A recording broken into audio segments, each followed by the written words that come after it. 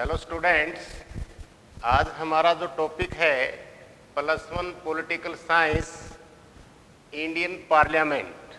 इसके पिछले वीडियो में हमने डिस्कस किया कि भी हमारी जो पार्लियामेंट है उसका जो स्ट्रक्चर है यानी कि जो उसका ढांचा है उसमें हमने देखा कि इसके प्रमुख 2 अंग हैं अपनी संसद के, अपनी पार्लियामेंट के।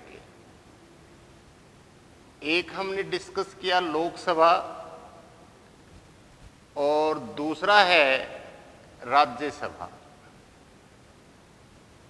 यानी कि लोकसभा को निम्न सदन के नाम से भी जाना जाता है और राज्यसभा को उच्च सदन के नाम से जाना जाता है। उच्च सदन इसलिए जाना जाता है क्योंकि राज्यसभा के जो मेंबर होते हैं उस मेंबर का चुनाव लड़ने की जो न्यूनतम जो आयु है वो 30 या उससे अबव होनी चाहिए, लेकिन लोकसभा की सदस्य संख्या जो है और उसके चुनाव लड़ने की जो मिनिमम जो एज है वो 25 है। इसलिए इसको ओल्डर हाउस के नाम से भी जाना जाता है, इसको एल्डर हाउस के नाम से जाना जाता है, उच्च सदन के नाम से भी जाना जाता है। हमने देखा कि ये जो है स्थायी सदन है, कभी भंग नहीं होता, और जो लोकसभा है ये समय से पूर्व भी भंग हो सकती है।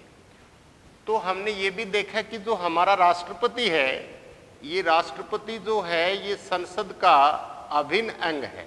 यानी कि राष्ट्रपति, लोकसभा और राज्यसभा इससे मिलकर के हमारी बनती है संसद, जो हिंदुस्तान का सबसे बड़ा घर है, जहां बैठकर निर्णय लिए जाते हैं, नीतियां बनाई जाती है और जन कल्याणकारी जो नीतियां हैं या संविधान संशोधन जो है या बजट को स्वीकृति जो है, यानी कि जो अंतिम सबसे जो सर्वोच्च संस्था है हिंदुस्तान की, जो भी निर्णय लेती है वो है अपनी पार्लियामेंट यानी कि संसद। हिंदुस्तान का सबसे बड़ा घर है जहां बैठकर लोगों के भाग्य की लकीरें खींची जाती हैं। यहाँ देखो, हमने ये डिस्कस किया कि भी लोकसभा और राज्यसभा की जो स्ट्रक्चर है उसमें हमने जो इसकी योग्यताएं हैं उसके बारे में पढ़ा कि भी कितने इसके सदस्य संख्या होती है, कैसे इनका चुनाव होता है, इनकी क्या योग्यताएं होनी चाहिए, कितनी उम्र होनी चाहिए और टोटल सीट कितनी है और उनका आधार क्या होता है। आज हम चर्चा करेंगे एक तो जो अपनी राज्यसभा है, यानी राज्यसभा के जो मेंबर हैं, इसके जो सदस्य हैं, इनका चुनाव कैसे होता है, यानी कि ये किस प्रकार चुने जाते हैं। जैसे कल मैंने आपको बताया कि राज्यसभा के जो मेंबर होते हैं वो अप्रत्यक्ष रूप से चुनाव लड़ते हैं और उसके चुनाव में कौन सदस्य भाग लेते हैं।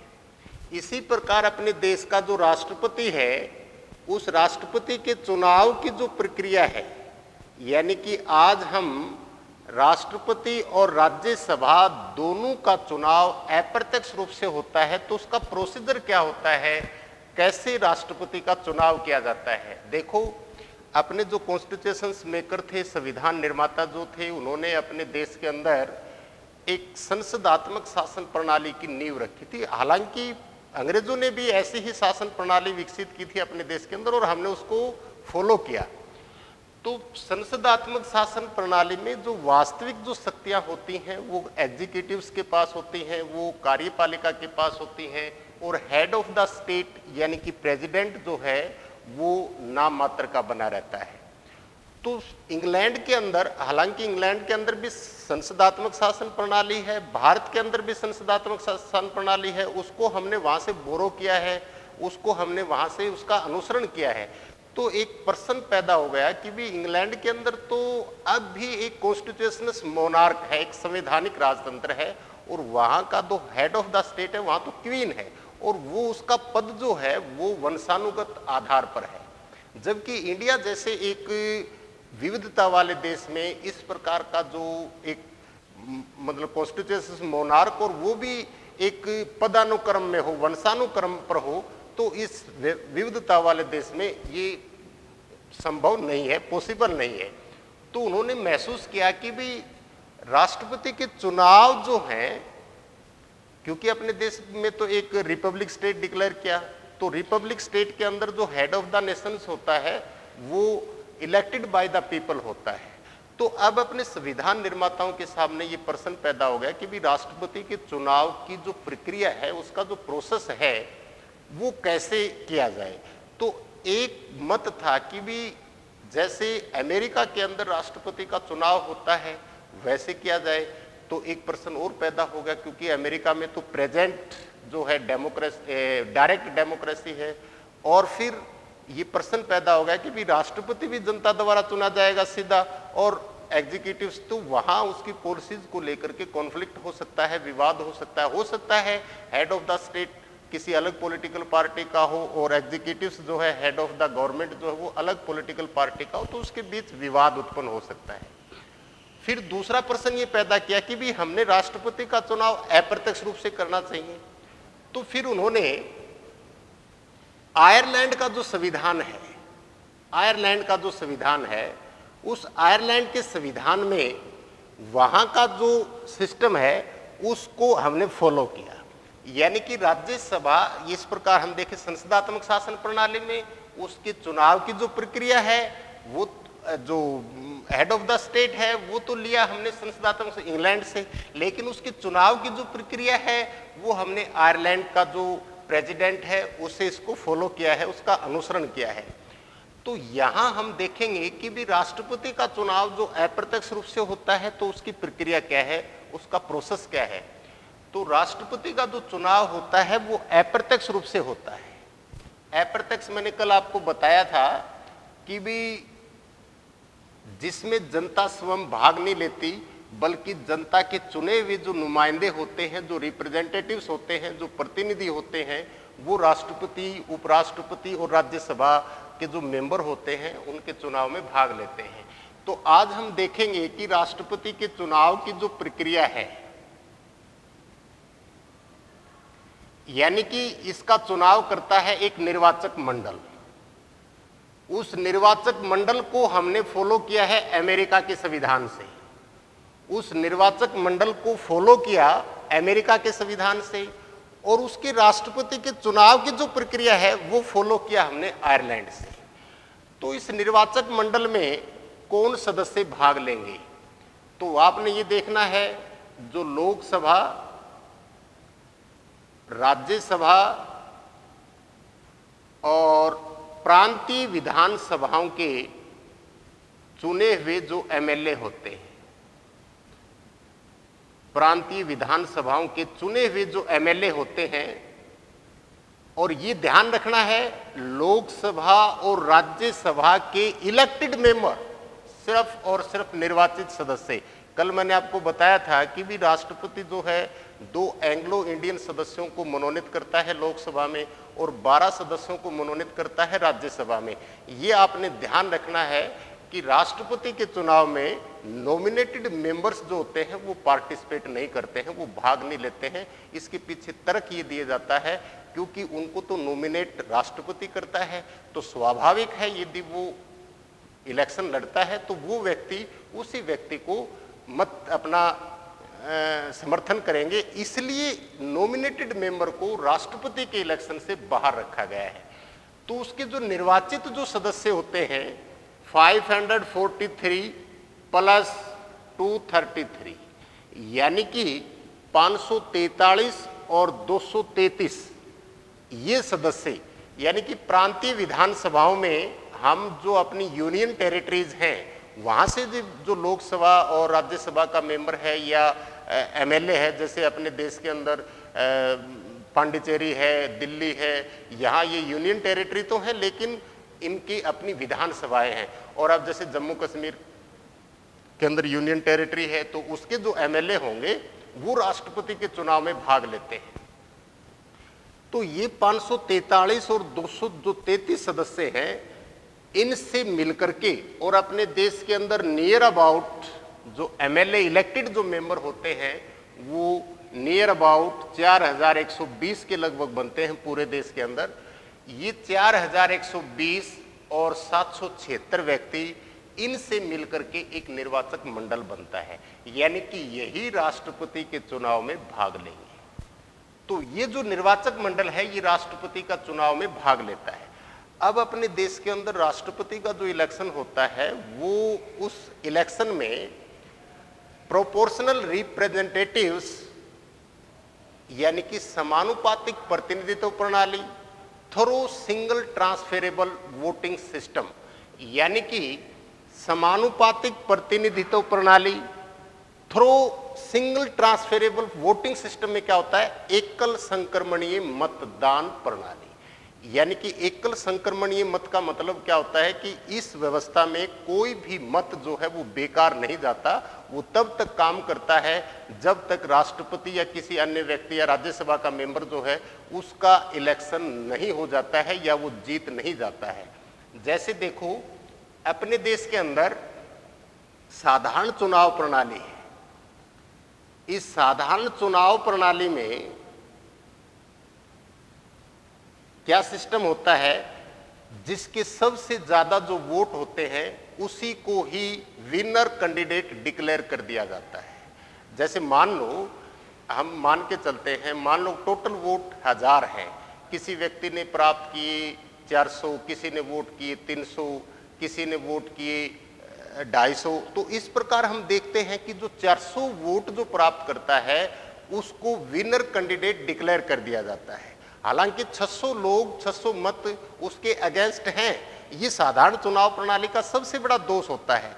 लेकिन प्रोपोर्शनल रिप्रेजेंटेटिव्स के अंदर क्या होता है कि उसके अंदर आपने एक निश्चित कोटा प्राप्त करना पड़ेगा। यानी निश्चित कोटा मतलब जो टोटल वोट है उस टोटल वोट का 50% +1 आपने वोट प्राप्त करने होंगे, तभी आप विनर डिक्लेयर होंगे। यानी तभी आप जीत सकते हैं। जो टोटल वोट है उस टोटल वोट का 50% +1। जैसे आपने देखा कि 1000 वोट में 400 वोट एक के पास है, 300 एक के पास है, 200 एक के पास है, 100 एक के पास, लेकिन 600 वोट उसके अगेंस्ट है और वो जीत जाता है। तो ये लोकतंत्र साधारण चुनाव प्रणाली में लोकतंत्र का सबसे बड़ा अवगुण है कि 600 आदमी उसके अगेंस्ट और फिर भी वो रिप्रेजेंटेटिव्स करता है, रिप्रेजेंटेटिव है वहां का।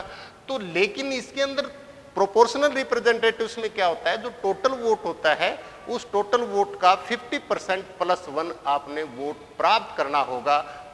और यदि आप नहीं करते हैं तो वहां द्वितीय चक्र की मतगणना शुरू होती है और उस द्वितीय चक्र में भी आप नहीं प्राप्त करते तो तृतीय चक्र। तो मतलब क्या है कि वो तब तक वोट काम करेगा जब तक कैंडिडेट जो है वो विनर नहीं हो जाता है। देखो कैसे है, अपने देश के अंदर जो राष्ट्रपति का जो चुनाव है वो उसका एक निश्चित कोटा है।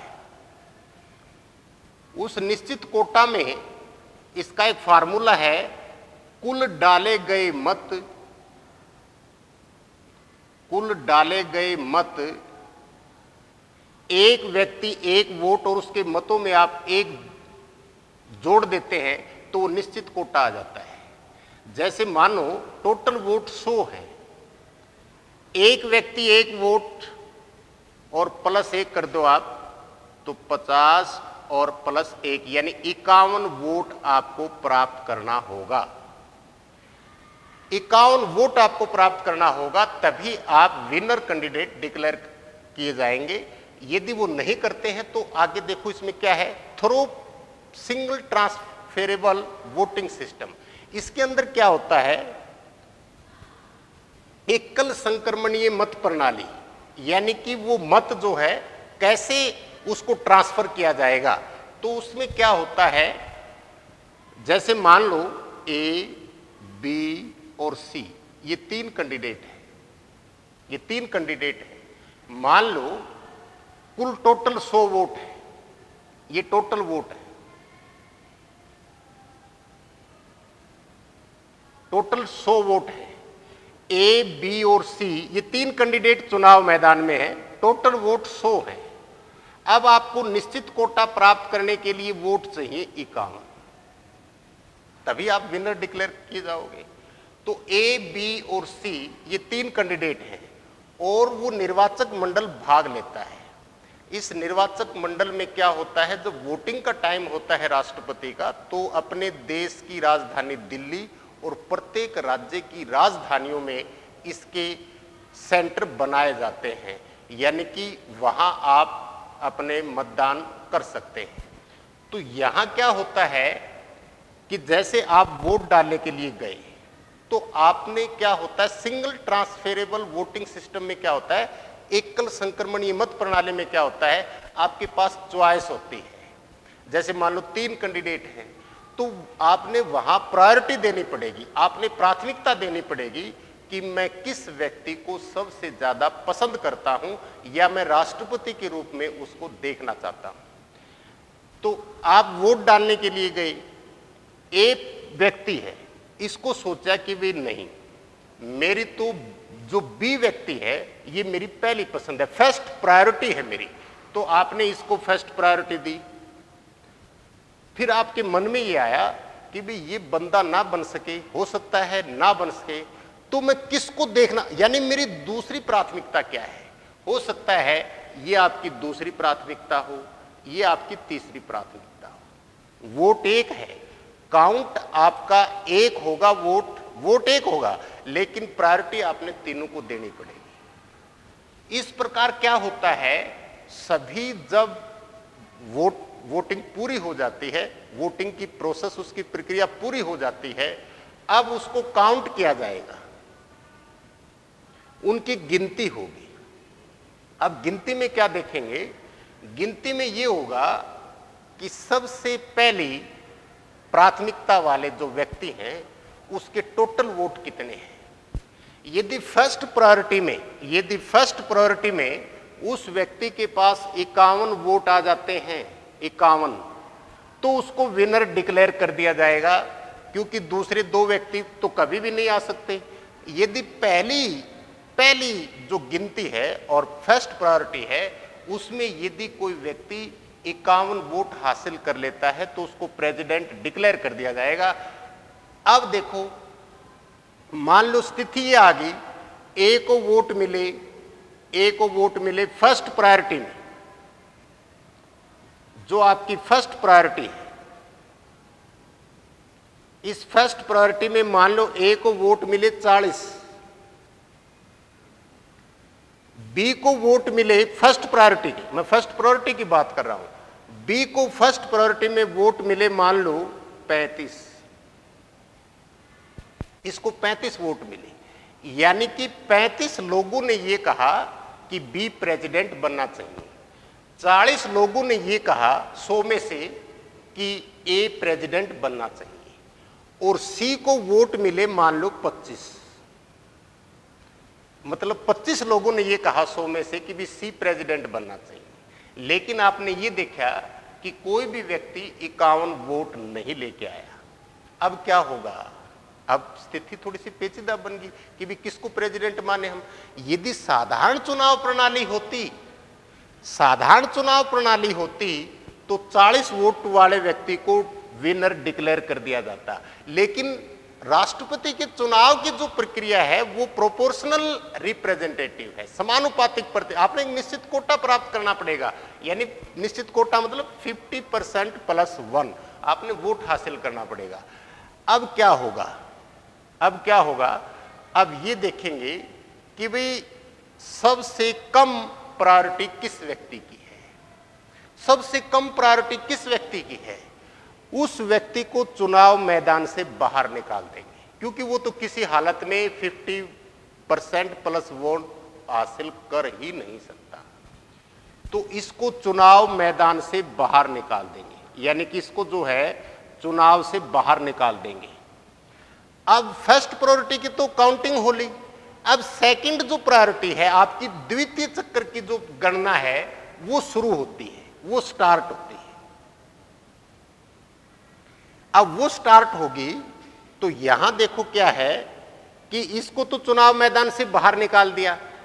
जो द्वितीय चक्र की जो चुनाव प्रणाली है उसमें यह होगा कि ये जो 25 वोट हैं, सी को तो हमने बाहर निकाल दिया, इन 25 वोटों में सेकंड प्रायोरिटी किसकी ज्यादा है। सेकंड प्रायोरिटी मतलब इन 25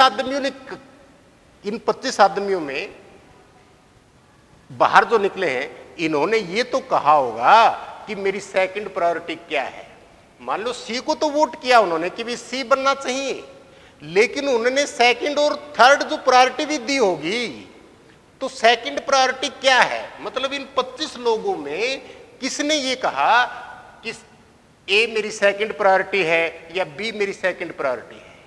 मान लो इन 25 वोटों में 18 लोगों ने ये कहा कि ए मेरी फर्स्ट प्रायोरिटी है, और 7 व्यक्तियों ने ये कहा कि बी मेरी सेकंड प्रायोरिटी है, बी मेरी सेकंड प्रायोरिटी है, या 18 ने। अब ये जो 18 वोट हैं वो इसके खाते में ऐड हो जाएंगे, इसके पास वोट हो जाएंगे अब 58, और इसके पास 35 और 7 वोट हो जाएंगे 42। अब ये 58 वाला व्यक्ति जो है 51 हासिल कर चुका है, तो अब इसको विनर डिक्लेयर कर दिया जाएगा। मान लो इनमें 7 व्यक्तियों ने ये कहा होता, इनमें 7 व्यक्तियों ने ये कहा होता कि ये मेरी सेकंड प्रायोरिटी है, और 18 व्यक्तियों ने ये कहा होता कि 35 वाला मेरी सेकंड प्रायोरिटी है, तो 18 वोट इसके खाते में आ जाते हैं, 18 वोट जो है वो इसके खाते में आ जाते, फिर ये यहां हासिल कर जाता। ऐसा हुआ है अपने देश के अंदर 1969 के अंदर, जो वीवी गिरी जो अपने देश के प्रेसिडेंट बने थे, वो सेकंड प्रायोरिटी के आधार पर जीत करके आए थे। फर्स्ट प्रायोरिटी में तो नीलम संजीवा रेड्डी जीत चुके थे, लेकिन सेकंड प्रायोरिटी में सबसे ज्यादा वोट जो हैं वो वीवी गिरी के पास आए, और वीवी गिरी जो है वो देश का प्रेसिडेंट बना। तो ऐसा अपने देश में एक बार हुआ है, जो चौथे राष्ट्रपति का चुनाव हुआ था, क्योंकि जाकिर हुसैन की मृत्यु हो गई थी, वो अपना कार्यकाल पूरा नहीं कर चुका था, तो वीवी गिरी जो है वो प्रेसिडेंट बने, वो सेकंड काउंटिंग के आधार पर बने थे। तो इस प्रकार ये अपने देश के अंदर राष्ट्रपति के चुनाव की जो प्रक्रिया है, यानी निर्वाचक मंडल जो हमने लिया है वो राष्ट्रपति का, वो लिया है अमेरिका से, चुनाव की प्रक्रिया ली है आयरलैंड से, और अपने देश की संसदात्मक शासन प्रणाली में हेड ऑफ द स्टेट का जो पद आया है वो इंग्लैंड से आया है। तो देखो अपने देश के संविधान निर्माताओं ने कितने देशों के संविधानों का डीपली स्टडी करके और एक एक चीज जो है वहां से बोरो की है। तो ये था भाई आपके राष्ट्रपति के चुनाव की जो प्रक्रिया है। अब अपने देश के अंदर जो राष्ट्रपति हुए हैं फर्स्ट और सेकंड जो पद के ऊपर थे वो डॉक्टर राजेंद्र प्रसाद थे। पहले मुस्लिम राष्ट्रपति हुए हैं जाकिर हुसैन, और पहले ही राष्ट्रपति थे जो पद पर रहते हुए मृत्यु हुई। सेकंड जो थे आपके वो मुस्लिम प्रेसिडेंट वो फखरुद्दीन अली अहमद थे, और उसी के शासनकाल में अपने देश के अंदर इमरजेंसी प्रोविंस जो है वो डिक्लेयर किए गए थे, और उसकी भी पद पर रहते हुए मृत्यु हुई थी। ज्ञानी जैल सिंह फर्स्ट जो है अपने देश की सिख कम्युनिटी से बिलोंग करने वाले प्रेसिडेंट हैं ज्ञानी जैल सिंह, और जो दलित राष्ट्रपति हुए हैं वो के.आर. नारायणन हुए हैं, और अब भी डॉक्टर रामनाथ कोविंद जो हैं वो भी दलित कम्युनिटी से बिलोंग करते हैं। तो राष्ट्रपति का कार्यकाल जो होता है वो 5 साल का होता है, और राष्ट्रपति का चुनाव लड़ने की जो योग्यता है वो 35 साल से ऊपर होनी चाहिए। और अमेरिका के अंदर 2 बार से ज़्यादा राष्ट्रपति का आप इलेक्शन नहीं लड़ सकते, लेकिन हिंदुस्तान में ऐसी कोई बाध्यता नहीं, आप कितनी बार भी राष्ट्रपति का चुनाव जो है वो लड़ सकते हैं। और राष्ट्रपति जो है अपने इसके पास जो इसकी जो पावर्स जो होती हैं वो अलग चैप्टर में हम डिस्कस करेंगे। तो सेकंड हमारा है वो है राज्यसभा के सदस्यों का चुनाव। तो मैंने आपको बताया था कि भी राज्यसभा जो है वो उच्च सदन है, कभी भंग नहीं होता, और एल्डर हाउस भी इसको कहा जाता है, और इसकी सदस्य उम्र जो है वो 30 साल से ऊपर होनी चाहिए। लेकिन इसकी राज्यसभा के जो मेंबर हैं इनका चुनाव भी अप्रत्यक्ष रूप से होता है, यानी कि इनका चुनाव कौन करते हैं? MLA, member of legislative assembly. कल मैंने आपको बताया था राज्यसभा की सीट जो होती है वो आवंटित होती हैं, और वो आवंटित होती हैं अपने इलेक्शन कमीशन ऑफ इंडिया, और वो इलेक्शन कमीशन ऑफ इंडिया जो है वो जनसंख्या को बेस मान करके इनकी सीटों का निर्धारण किया जाता है। तो देखते हैं राज्यसभा के जो मेंबर हैं उनका चुनाव किस प्रकार होता है। तो देखो किसी भी राज्य में अलग अलग जनसंख्या के आधार पर अलग अलग जो है राज्यसभा की सीट्स जो है वो आवंटित की गई। जैसे हरियाणा में 5 है, हम हरियाणा का ही उदाहरण लेके चलते हैं। हरियाणा में राज्यसभा की जो सीट है वो 5 है। अब इसका इलेक्शन जो होता है, यानी राज्यसभा के सदस्यों का जो इलेक्शन होता है, वो एक चीज मैं थोड़ा सा आपको बता देता हूं। 2003 के बाद राज्यसभा का जो चुनाव है, उस चुनाव में पहले तो सीक्रेट बैलेट होता था, यानी गुप्त मतदान होता था। लेकिन 2003 के बाद अपने देश के अंदर ओपन बैलेट होता है, सिर्फ और सिर्फ राज्यसभा के सदस्यों का चुनाव के लिए। ओपन बैलेट का मतलब क्या होता है कि जैसे क्या होता है, इसके अंदर एक जो पॉलिटिकल पार्टी होती है वो अपने व्हिप्स जारी करती है, सचेतक की भूमिका निभाते हैं। तो जैसे मान लो उस पॉलिटिकल पार्टी का कोई सदस्य है, तो उसने अपनी पॉलिटिकल पार्टी का जो व्हिप्स है, जो सचेतक है, या उसका जो एक प्रकार से हम ये कह सकते हैं वहाँ जो एक एजेंट्स के तौर पर की जो भूमिका निभाता है, उसको अपना वोट आपने दिखाना होगा। यदि आप नहीं दिखाते हैं तो आपका वोट निरस्त हो जाएगा। हाँ, यदि आपने किसी दूसरे पॉलिटिकल पार्टी के सचेतक को, एजेंट्स को वो दिखा दिया तो भी आपका निरस्त होगा।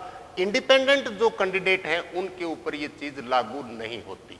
जैसे मान लो कांग्रेस का कोई सदस्य है और वो अपनी पॉलिटिकल पार्टी के लीडर के चुनाव में भाग लेता है, तो कांग्रेस पार्टी द्वारा जारी किया गया जो सचेतक है उसको आपने दिखाना पड़ेगा वो वोट, नहीं तो निरस्त हो जाएगा। यदि आप किसी दूसरे को दिखाते तो भी निरस्त हो जाएगा। इंडिपेंडेंट जो कैंडिडेट होते हैं उनके ऊपर ये चीज लागू नहीं होती। तो अब देखो, राष्ट्रपति, इसका जो राज्यसभा का जो मेंबर है उसका चुनाव की जो प्रक्रिया है वो कैसे लड़ा जाता है। देखो, किसी भी राज्य में एमएलए की एक वोट वैल्यू होती है। जो एमएलए है इसकी वोट वैल्यू है और वो अपने देश में निर्धारित की गई है। एक एमएलए की वोट वैल्यू 100 होगी। एक एमएलए की जो वोट वैल्यू है वो 100 होगी। इस प्रकार मान लो अपने हरियाणा में 5 सदस्य हैं, लेकिन एक एमएलए की वोट वैल्यू 100 है, तो हरियाणा से कितने एमएलए जाते हैं? 90 एमएलए हैं। तो 90 एमएलए की वोट वैल्यू, इसको आप 100 से मल्टीप्लाई कर दो तो वो आ गई आपकी 9000। अब इसका, जैसे मैंने राष्ट्रपति के चुनाव में बताया था कि भी राष्ट्रपति के चुनाव में proportional representative through single transferable voting system, यानी कि समानुपातिक प्रतिनिधित्व प्रणाली और एकल संक्रमणीय मत प्रणाली, ये भी लागू होती है राज्यसभा के मेंबर पर। तो 9000 आपके आगे टोटल वोट। अब इसके अंदर जो कोटा प्राप्त करना चाहिए, तो इसके अंदर जो सीट चुनी जाती है कितनी भरी जाएंगे? हरियाणा से 5, उसके में 1 आप ऐड करो और उसका जो कौन है उसमें भी आप 1 ऐड कर दो, यानी कि ये आ गया आपका एक निश्चित कोटा। अब एक राज्यसभा के मेंबर को कितने वोट चाहिए कि वो जीत जाए? तो उसके लिए क्या होगा, यानी कि ये जो इसका जो आंसर आया है उसको आप 100 से डिवाइड कर दो।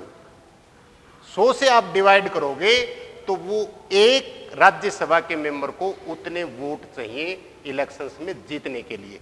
हाँ, यहां आपने ये ध्यान रखना है, यदि 5 से ज्यादा खड़े हैं तो वही राष्ट्रपति के चुनाव की जो प्रक्रिया है वो अपनाई जाएगी, यानी कि द्वितीय मत चक्कर की जो गणना है वो अब स्टार्ट होगी। तो इस प्रकार हमने देखा राष्ट्रपति के चुनाव की प्रक्रिया, लोकसभा और राज्यसभा के मेंबर की। ये था आपका एक प्रकार से ओवरव्यू, जिससे कि हम अपनी पार्लियामेंट का जो स्ट्रक्चर है वो समझ सके। अब हम नेक्स्ट चैप्टर जो शुरू करेंगे वो है आपका लेजिस्लेटर, यानी विधानपालिका।